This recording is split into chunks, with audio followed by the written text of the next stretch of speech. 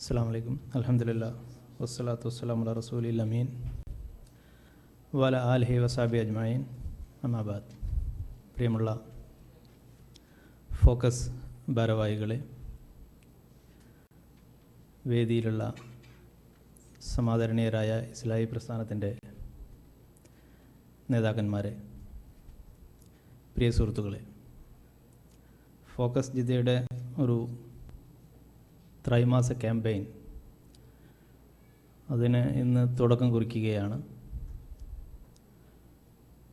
ഇത് സത്യത്തിൽ ഉദ്ഘാടനം ചെയ്യാൻ ഞാൻ ഇവിടെ വന്നപ്പോൾ തന്നെ അവിടെ ഫോക്കസ് ഭാരവാഹികളോട് പറഞ്ഞു, നമുക്ക് വലിയ ഗസ്റ്റുകൾ നമ്മൾ പ്രതീക്ഷിക്കാതെ സെൻറ്ററിലെത്തിയ സ്ഥിതിക്ക് നമുക്ക് അവരെ കൊണ്ട് ഇത് ഉദ്ഘാടനം ചെയ്യിപ്പിക്കാമെന്ന് സജസ്റ്റ് ചെയ്തു. പക്ഷേ ഇത് അവർ മീഡിയകളിലും അതുപോലെ സോഷ്യൽ മീഡിയയിലൊക്കെ അനൗൺസ് ചെയ്തതുകൊണ്ട് ആ പ്രോഗ്രാം മാറ്റാൻ നിർവാഹമില്ല എന്ന് അതിൻ്റെ ഭാരവാഹികൾ പറഞ്ഞുകൊണ്ടാണ് ഞാൻ ഈ സത്യത്തിൽ ഈ കടുംകൈക്ക് ഇവിടെ ഇവരെയൊക്കെ മുൻനിർത്തി മുതിരുന്നത്. ഫോക്കസിനെ സംബന്ധിച്ചിടത്തോളം വളരെ സജീവമായ സാമൂഹിക ഇടപെടലുകളുടെ ഏതാനും വർഷങ്ങളാണ് കടന്നുപോയത്. ഒരു വളരെ ഡൈനാമിക്കായ ഒരു യൂത്ത് മൂവ്മെൻറ്റായി അവർ ജിദ്ദയിലെ സാംസ്കാരിക സാമൂഹിക മണ്ഡലങ്ങളിൽ സ്ഥാനം പിടിച്ചിട്ടുണ്ട്. ഫോക്കസ് എന്നത് ഒരു ബ്രാൻഡിനപ്പുറം സാമൂഹ്യ പ്രതിബദ്ധതയുള്ള യുവാക്കളുടെ വളരെ ചലനാത്മകമായ ഒരു കൂട്ടമായി അതിനെ മാറ്റിയെടുക്കാൻ ഇതിൻ്റെ ചീഫ് എക്സിക്യൂട്ടീവ് ഓഫീസറായ പ്രിൻസാദും അതുപോലെ അദ്ദേഹത്തിനോടൊപ്പം ചേർന്ന് പ്രവർത്തിക്കുന്ന സ്വാഗത പ്രാസംഗികൻ, സ്വാഗതം പറഞ്ഞ ഷക്കീൽ, എല്ലാവരും അടക്കമുള്ള ഒരു നല്ല ഒരു യുവനിര നമുക്ക് പഠിക്കാനായിട്ടുണ്ട്. തീർച്ചയായും ഈ ജിദ്ദയിലെ ഫോക്കസിൻ്റെ പ്രവർത്തനങ്ങളുടെ ഒരു ആവേശം ഉൾക്കൊണ്ടുകൊണ്ട് സൗദി അറേബ്യയുടെ പല ഭാഗങ്ങളിലും ഫോക്കസിന് ഇന്ന് യൂണിറ്റുകളായി, അതുപോലെ തന്നെ ഫോക്കസ് ഖത്തറിൻ്റെയും മറ്റ് ഗൾഫ് രാജ്യങ്ങളിലെ ഫോക്കസ് യൂണിറ്റുകളിലെയുമൊക്കെ വളരെ ചടുലമായ സാമൂഹിക ഇടപെടലുകൾ പ്രവാസ സമൂഹത്തിൽ ഒരു പ്രത്യേക ഇടം അവർക്ക് നൽകിയിട്ടുണ്ട്. അതുകൊണ്ട് തന്നെ നടന്നു ശീലിച്ച വഴികളിൽ നിന്നും മാറി നടക്കാനുള്ള ഒരു ചെറിയ ഒരു പ്രേരക ശക്തി അവരുടെ പ്രവർത്തനങ്ങളിൽ നമുക്ക് കാണാൻ സാധിക്കും. ലവ് ആൻഡ് കെയർ എന്ന ഒരു ക്യാമ്പയിനും അത്തരമൊരു മാറി നടക്കലിൻ്റെ ഒരു വേറിട്ട് നടക്കലിൻ്റെ ഭാഗമാണ് എന്ന് ഞാൻ വിശ്വസിക്കുന്നു. പ്രിൻസാദ് ഇവിടെ സൂചിപ്പിച്ചതുപോലെ ലവ് ആൻഡ് കെയർ, ഇത് രണ്ടും നമ്മുടെ സാമൂഹിക അന്തരീക്ഷത്തിൽ വെല്ലുവിളികൾ നേടുന്ന രണ്ട് പദങ്ങളാണ്. ഇംഗ്ലീഷ് അക്ഷരമാലയിൽ ഏറ്റവും കൂടുതൽ ആളുകൾ ഉപയോഗിക്കുന്ന ഒരു പദമാണ് ലവ് എന്നത്. ആ ലവ് എന്ന ആ പദത്തെ കേന്ദ്രീകരിച്ചാണ് കലയും സാഹിത്യവും സിനിമയും നാടകങ്ങളും സീരിയലുകളും മാധ്യമങ്ങളുടെ ഇടപെടലുകളെല്ലാം നടക്കുന്നത് ലവ് എന്ന നാലക്ഷരത്തെ കേന്ദ്രീകരിച്ചാണ്. അത് അതിൻ്റെ തനതായ ദിശയിലേക്ക് എത്തുന്നുണ്ടോ എന്നത് മറ്റൊരു കാര്യം. എന്നാലും ലവ് പ്രമേയമാക്കിയാണ് കാര്യങ്ങളൊക്കെ മുന്നോട്ട് പോകുന്നത്. ഐ ലവ് യു എന്ന പദമാണ് ഏറെ സമൂഹത്തിൽ ആളുകൾ പരസ്പരം പറയുന്ന പദങ്ങളിൽ ഏറ്റവും വികാരപരമായൊരു പദമായി ഐ ലവ് യു മാറിയിട്ടുണ്ട്. അപ്പോൾ ഈ ലവിനെയും കെയറിനെയും ഒക്കെ അതിൻ്റെ റൂട്ടിലേക്ക് തിരിച്ചുവിടാനുള്ള ഒരു ചെറിയ വൃത്തത്തിലെങ്കിലും അതിൻ്റെ റൂട്ടിലേക്ക് തിരിച്ചുവിടാനുള്ള ഒരു സന്ദേശം പകർന്നു നൽകുക എന്നതായിരിക്കണം സത്യത്തിൽ ഫോക്കസ് ഇതുകൊണ്ട് ഉദ്ദേശിക്കുക. ഇതിന് ഒരുപാട് ഡയമെൻഷൻ ഉണ്ട് ഈ വിഷയത്തിന്. ഒരുപക്ഷെ മദനി അദ്ദേഹത്തിൻ്റെ പ്രസംഗത്തിൽ അത് സൂചിപ്പിക്കാനിടയുണ്ട്. ലവ്, വ്യക്തിപരമായൊരു ലവ് ഉണ്ടാവും എല്ലാവർക്കും. സ്വന്തം ശരീരത്തോടും സ്വന്തം ഇഷ്ടങ്ങളോടുമുള്ള ഒരു സ്നേഹം, പ്രണയം, അത് സത്യത്തിൽ വിശ്വാസത്തിൻ്റെ കൂടി ഭാഗമാണ്. സ്വന്തം ശരീരത്തോടൊരു പ്രണയം ഉണ്ടാക്കണം, സ്വന്തം ശരീരത്തോടൊരു സ്നേഹം ഉണ്ടാകണം. സ്വന്തം ശരീരത്തെ ദൈവശിക്ഷയിൽ നിന്ന് രക്ഷപ്പെടുത്തുക എന്നുള്ളതാണ് ഒരു വിശ്വാസിയുടെ ഏറ്റവും പ്രധാനപ്പെട്ട ആഗ്രഹം. സ്വന്തം ശരീരത്തെ ഈ മരണാനന്ത ജീവിതത്തിൻ്റെ പ്രയാസങ്ങളിൽ നിന്നും അല്ലാഹുവിൻ്റെ ശിക്ഷയിൽ നിന്നും രക്ഷപ്പെടുത്തി അതിന് സ്വന്തം ശരീരത്തിന് സുഖകരമായ ഒരു പര്യവസാനം ഉണ്ടാക്കുക. അതൊരു ലവ് ആണ്, നമ്മുടെ ശരീരത്തോടുള്ള നമ്മുടെ ലവ് ആണ്, നമ്മുടെ ശരീരത്തോടുള്ള ഒരു കെയറുമാണ്. കെയർ എന്നത് ശ്രദ്ധ, പരിഗണന എന്നൊക്കെയാണ് അതിൻ്റെ ഭാഷാർത്ഥം. അപ്പോൾ ഇത് അതിൻ്റെ ഒരു ചെറിയ ഡയമെൻഷനാണ്, നമ്മുടെ ശരീരത്തോടുള്ള നമ്മുടെ ലവ്. എന്നാൽ അത് കുറച്ചുകൂടി വിപുലമായൊരു ഡയമെൻഷനിലേക്ക് നമുക്ക് കൊണ്ടുപോകാൻ സാധിക്കും. ഒരു സാമൂഹ്യ ജീവി എന്ന നിലക്ക് നമുക്ക് നമ്മുടെ കുടുംബത്തോടും മക്കളോടും പ്രണയമുണ്ടാകും, സ്നേഹമുണ്ടാകും. ആ വൃത്തം ഒന്നുകൂടി വിശാലമാകുമ്പോൾ നമ്മുടെ പരിസരവാസികളോടുണ്ടാകും, നമ്മുടെ സമൂഹത്തോടുണ്ടാകും, നാം ജീവിക്കുന്ന ചുറ്റുപാടിനോടുണ്ടാകും, നമ്മുടെ രാജ്യത്തോടുണ്ടാകും, ഈ ഭൂമിയോടുണ്ടാകും, ഈ പ്രപഞ്ചത്തോടുണ്ടാകും. അങ്ങനെ ഈ സ്നേഹത്തിൻ്റെ ഈ ഡയമെൻഷൻ സത്യത്തിൽ വിപുലീകരിച്ചു വരണം. ആ രംഗത്താണ് സത്യത്തിൽ ഇന്ന് പ്രതിസന്ധി നേരിടുന്നത്. നമുക്കറിയാം, ഇപ്പോൾ യൂണിസെഫിൻ്റെയൊക്കെ കണക്കുകൾ, സമ്പന്ന രാജ്യങ്ങളാണ് ലോകത്തുള്ളത്, ലോകം സാമ്പത്തികമായ ഒരു വലിയ ഉയർച്ചയിലാണെന്നുള്ളത്. പഴയ കാലഘട്ടത്തെ അപേക്ഷിച്ച് നോക്കുമ്പോൾ പട്ടിണിയും പരിവട്ടവും ഒക്കെ കടന്നുപോയിക്കൊണ്ടിരിക്കുന്നു എന്നാണ് പറയപ്പെടുന്നത്. വ്യാവസായിക വിപ്ലവവും അതുപോലെ അതിനെ തുടർന്നുണ്ടായ കാർഷിക വിപ്ലവവും ഒക്കെ ലോകത്ത് ഒരുപാട് മാറ്റങ്ങൾ ഉണ്ടാക്കിയിട്ടുണ്ട്.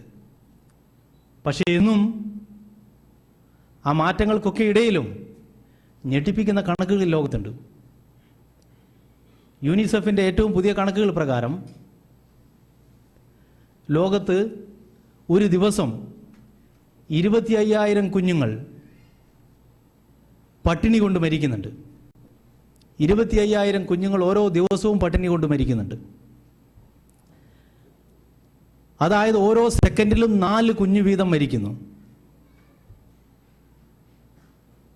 ആഫ്രിക്കൻ രാജ്യങ്ങളിലും ഏഷ്യൻ രാജ്യങ്ങളിലുമാണ് ഇതിൻ്റെ പെർസെൻറ്റേജ് റേഷ്യോ ഏറ്റവും കൂടുതലായി കാണപ്പെടുന്നത്.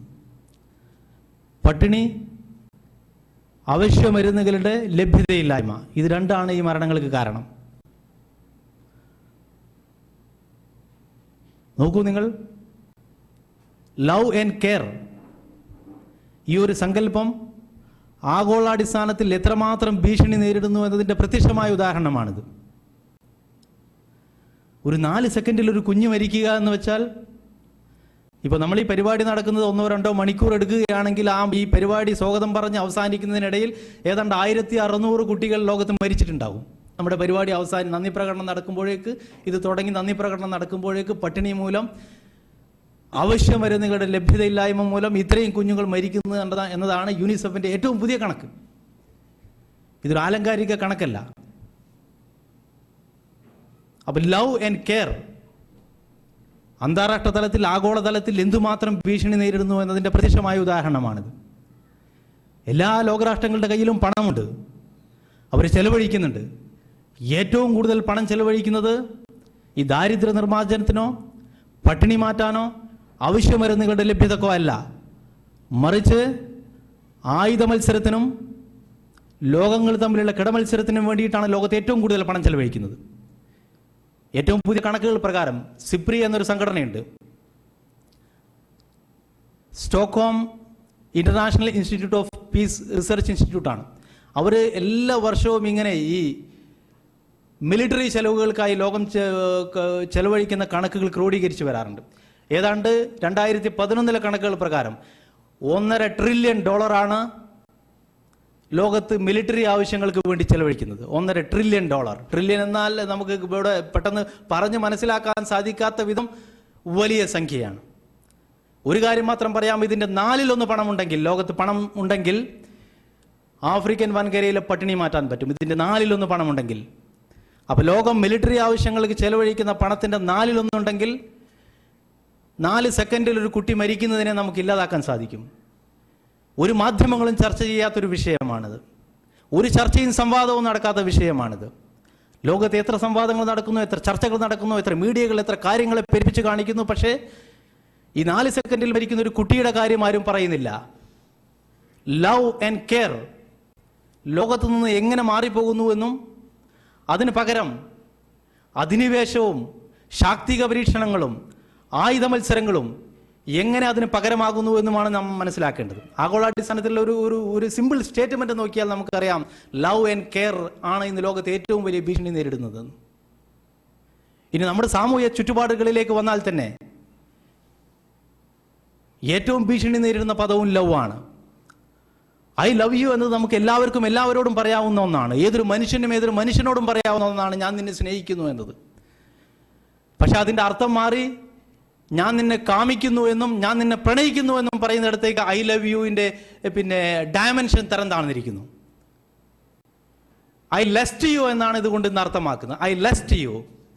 ലെസ്റ്റ് എന്നാൽ കാമമാണ്, ആർത്തിയാണ്, അത്യാർത്തിയാണ്. സ്നേഹത്തെ അതിൻ്റെ സ്വാഭാവിക അർത്ഥത്തിൽ നിന്നും ശാരീരികമായ ആർത്തിയുടെ അർത്ഥത്തിലേക്ക് സമൂഹത്തിൽ മാറിക്കഴിഞ്ഞു. നമുക്ക് എന്ത് ചെയ്യാൻ പറ്റും? മാധ്യമങ്ങളിൽ നമ്മൾ കാണുന്നതാണ്, മീഡിയകൾ പ്രൊജക്റ്റ് ചെയ്യുന്നത് അതാണ്. അത്തരമൊരു സംസ്കാരം ഉണ്ടാക്കാനാണ് നമ്മുടെ നാട്ടിൽ പരിശ്രമങ്ങൾ നടക്കുന്നത്. നിങ്ങൾക്കറിയാം, ഇപ്പോൾ ഒരു TV റിയാലിറ്റി ഷോ വന്നിരിക്കുന്നു.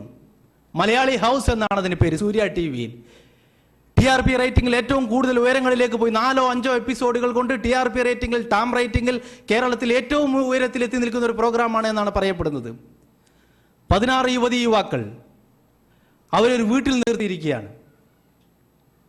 ഒരു വീടിനുള്ളിൽ അവരുടെ രാവും പകലുകളും 30 ക്യാമറകൾ ചിത്രീകരിക്കുന്നു. അവ ടെലികാസ്റ്റ് ചെയ്യുന്നു. അതിൽ കിടപ്പുമുറിയുണ്ട്, കുളിമുറിയുണ്ട്, അടുക്കളയുണ്ട്, എല്ലാം പൊതുസമൂഹത്തിന് മുന്നിൽ കാണിക്കുകയാണ്. അവരെന്തൊക്കെ ചെയ്യുന്നു അതൊക്കെ പരസ്യമായി രംഗത്ത് വരുന്നു. ആ TV പ്രോഗ്രാമാണ് റേറ്റിംഗിൽ മുന്നോട്ട് കുതിച്ചു പോയിക്കൊണ്ടിരിക്കുന്നത്. നമ്മുടെ കേരളത്തിലാണ് സംഭവിക്കുന്നത്. ഒരു സംസ്കാരത്തെ, ഒരു ജീവിത രീതിയെ, ഒരു സാമൂഹിക അവസ്ഥയെ നമ്മുടെ തന്നെ മാധ്യമങ്ങൾ, സമൂഹത്തോടൊരു ലവും കെയറും കാണിക്കേണ്ട മാധ്യമങ്ങൾ ഈ സംസ്കാരത്തെ വഴിതിരിച്ചു വിടുകയാണ്. നമ്മുടെ കുഞ്ഞുങ്ങളൊക്കെ അതിന് മുന്നിലാണ് ഇരിക്കുന്നത്. ഈ 16 പേർ എന്ത് ചെയ്യുന്നു? ഓരോ ആഴ്ചയും ഓരോരുത്തർ ഔട്ടാകുന്നു. ഇങ്ങനെ ഒരുതരം ഭ്രമാത്മക സംസ്കാരത്തെ നമ്മുടെ കുട്ടികളിലേക്കും നമ്മുടെ സംസ്കാരത്തിലേക്കും ആളുകൾ പതിയെ കൂട്ടിക്കൊണ്ടുവരികയാണ്. ഇതിനെ എതിർക്കുന്നവരൊക്കെ സദാചാരവാദികളും മതമൗലികവാദികളുമായി മാറപ്പെടുന്നു. ഇതിനെതിരെ ആര് ശബ്ദമുയർത്തിയോ അവൻ മതമൗലികവാദി, മത തീവ്രവാദി, സദാചാരവാദി. ഇതിനെതിരെ ശബ്ദമുയർത്താത്തവനോ ഇതിനെ അനുകൂലിക്കുന്നവനോ അവൻ സാംസ്കാരികവാദി, സാമൂഹ്യ ഭദ്രതയ്ക്ക് വേണ്ടി പ്രവർത്തിക്കുന്നയാൾ. കാലം മാറുകയാണ്. ലവിൻ്റെയും കെയറിൻ്റെയും ഒക്കെ അർത്ഥവും മാറി തുടങ്ങുകയാണ്. ഈ സമൂഹത്തിന് എന്ത് പറ്റിയെന്ന് ചിന്തിക്കുന്ന പോലെ ആശങ്കപ്പെടുമാറ് അവസ്ഥകൾ മാറി മറിയുന്നു. ഇതിനൊക്കെ നമ്മുടെ കുട്ടികളുണ്ട്, നമ്മുടെ വീടുകളിലെ നമ്മുടെ സ്ത്രീകളും സഹോദരിമാരുമുണ്ട്. എല്ലാവരും കാണുന്നു എന്നല്ല ഞാൻ പറയുന്ന. ഒരു സംസ്കാരം മാറി വരികയാണ്, അതിന് ഡയമെൻഷൻ മാറുകയാണ്. സാമൂഹിക ഇടപെടലുകൾ വേണം. ഒരു പരിമിതമായ വൃത്തത്തിലെങ്കിലും ഇത് ചെയ്യുമ്പോൾ നമുക്കത് ചർച്ച ചെയ്യാൻ പറ്റുന്നു. ലവ് എന്താണ്, കെയർ എന്താണ്? സമൂഹത്തോടുള്ള പ്രതിബദ്ധതയാണ് ലവും കെയറിൻ്റെയും അടിസ്ഥാന കാര്യം. എല്ലാം മാറുകയാണ്. നിങ്ങൾ നോക്കൂ, ഇപ്പോൾ ഒരു പ്രായമായ സമൂഹമാണ് ഏറ്റവും വലിയ ഭീഷണി നേരിടുന്നത്. വാർദ്ധക്യത്തിലെത്തുമ്പോൾ അവ ഏറ്റവും വലിയ ഭീഷണിയായി മാറിയിരിക്കുന്നു. ഏറ്റവും വലിയ തലവേദനയായി മാറുകയാണ് വാർദ്ധക്യം ഈ സമൂഹത്തിന്. അതുകൊണ്ടാണ് ഈ ഇത്തരം ഷെൽട്ടർ ഹോമുകൾ നിരന്തരം വളർന്നു. കേരളത്തിൽ നമ്മുടെ ഗ്രാമപ്രദേശങ്ങളിൽ പോലും വൃദ്ധന്മാരെ ശുശ്രൂഷിക്കാനും വൃദ്ധന്മാരെ താമസിക്കാനുമുള്ള ഷെൽട്ടറുകൾ വരുന്നു, കെയർ സെന്ററുകൾ വരുന്നു. റബ്ബിർഹംഹുമ കമാ റബ്ബയാനി സഗീറ എന്ന് നമ്മുടെ മനസ്സിൽ പതിഞ്ഞ ഒരു പ്രാർത്ഥനയുണ്ട്. അല്ലാഹുവേ, എൻ്റെ ചെറുപ്പകാലത്ത് ഇവരെങ്ങനെ നോക്കിയോ, എത്ര ലവും കെയറും എനിക്ക് നൽകിയോ അതുപോലെയുള്ള ഒരു ലവും കെയറും അവർക്ക് തിരിച്ചു നൽകാൻ എൻ്റെ മനസ്സിനെ പാകപ്പെടുത്തണമേ എന്ന പ്രാർത്ഥന. പക്ഷെ അതിൻ്റെ ദിശ മാറിപ്പോയിരിക്കുന്നു. ലവ് കെയർ എന്നതൊക്കെ ഒരു ഷെൽട്ടർ ഹോമിൽ അവരെ എത്തിക്കുന്നിടത്തേക്ക് മാറിയിരിക്കുന്നു. ആലോചിച്ച് നോക്കുക, കേരളത്തിൽ ഷെൽട്ടർ ഹോമുകൾ വളരെയധികം പുരോഗമിച്ചുകൊണ്ടിരിക്കുന്നു. എല്ലാ മതസ്ഥാപനങ്ങളും ഷെൽട്ടർ ഹോമുകൾ തുടങ്ങിയിട്ടുണ്ട്. അത് കേരളത്തിന് പുറത്ത് അതിനേക്കാൾ കൂടുതലുണ്ട്. ഈ അടുത്ത് വായിച്ചൊരു പത്രവാർത്ത, പ്രായം ചെന്ന മാതാവ് വീട്ടിനുള്ളിൽ മലമൂത്ര വിസർജനം നടത്തുന്നത് വഴി കുട്ടികൾക്ക് അസഹ്യമായ അത് സഹിക്കാൻ പറ്റുന്നില്ല കുട്ടികൾക്ക്. അങ്ങനെ ആ മാതാവിനെ താമസിപ്പിക്കാൻ വേണ്ടി ഒരു കാലിത്തൊഴുത്ത് പോലെ ഒരു ഷെൽട്ടർ ഉണ്ടാക്കി വെച്ചിരിക്കുന്നു. ഈ അടുത്ത് നമ്മൾ വന്ന പത്രവാർത്തയാണ്. അതിന് അവിടെ നിർത്തി ടൂർ പോയവർ അത് പുഴുവരിച്ചു തുടങ്ങിയപ്പോഴാണ് അയൽവാസികൾ അറിയുന്നത്.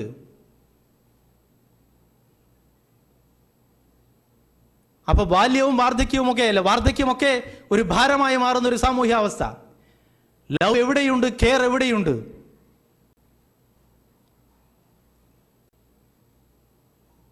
ഒരു ചൊല്ലുണ്ടല്ലോ മനുസ്മൃതിയിൽ, പിതാ രക്ഷതി കൗമാരെ ഭർത്താ രക്ഷതി യൗവനെ പുത്രോ രക്ഷതി വാർദ്ധക്യ എന്ന് മനുസ്മൃതിയിൽ ഒരു ചൊല്ലുണ്ട്. ഞാൻ ഈ വിഷയത്തെക്കുറിച്ച് എൻ്റെ ബ്ലോഗിൽ ഒരു പോസ്റ്റ് ചെയ്തപ്പോൾ ഒരാളൊരു കമന്റ് ഇട്ടു, പിതാ രക്ഷതി യൗവനെ ഭർത്താ രക്ഷതി യൗവനെ ആരോ രക്ഷതി വാർദ്ധക്യ എന്ന് മാറ്റി എഴുതേണ്ട കാലം വന്നിരിക്കുന്നു. ആരെങ്കിലുമൊക്കെയാണ് രക്ഷിക്കുന്നത്, മക്കളല്ല.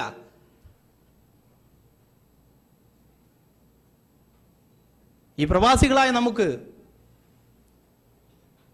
നമ്മുടെ ജീവിതത്തിലേക്കും ഒന്ന് തിരിഞ്ഞു നോക്കാൻ സാധിക്കണം. ഇത്തരം ഒരു സ്ലോഗൻ കാണുമ്പോഴെങ്കിലും നമ്മുടെ ജീവിതത്തിലേക്കും ഒന്ന് തിരിഞ്ഞു നോക്കാൻ സാധിക്കണം. എത്ര പേർ അവരുടെ മാതാപിതാക്കളെ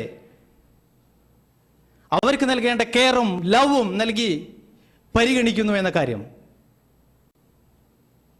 ഒരു പുനർചിന്തനത്തിന് നമ്മൾ കൂടി തയ്യാറാക്കണം. നമ്മൾ ഈ ക്യാമ്പയിൻ കൊണ്ട് നമ്മളൊരു മുദ്രാവാക്യം ഉയർത്തി നാം മറ്റുള്ളവരെ നന്നാക്കുക മാത്രമല്ല, നമ്മുടെ ജീവിതത്തിൽ ഇത്തരം ഒരു സന്ദേശത്തിന് എന്ത് വില നാം നൽകിയിട്ടുണ്ട് എന്ന് കൂടി ഒരു പുനരാലോചന നടത്തുവാനും ഇത്തരം അവസരത്തെ നമ്മൾ ഉപയോഗപ്പെടുത്തണം. നാം നൽകേണ്ടുന്ന ലവും കെയറും നമ്മുടെ മാതാപിതാക്കൾക്ക് നാം നൽകുന്നുണ്ടോ?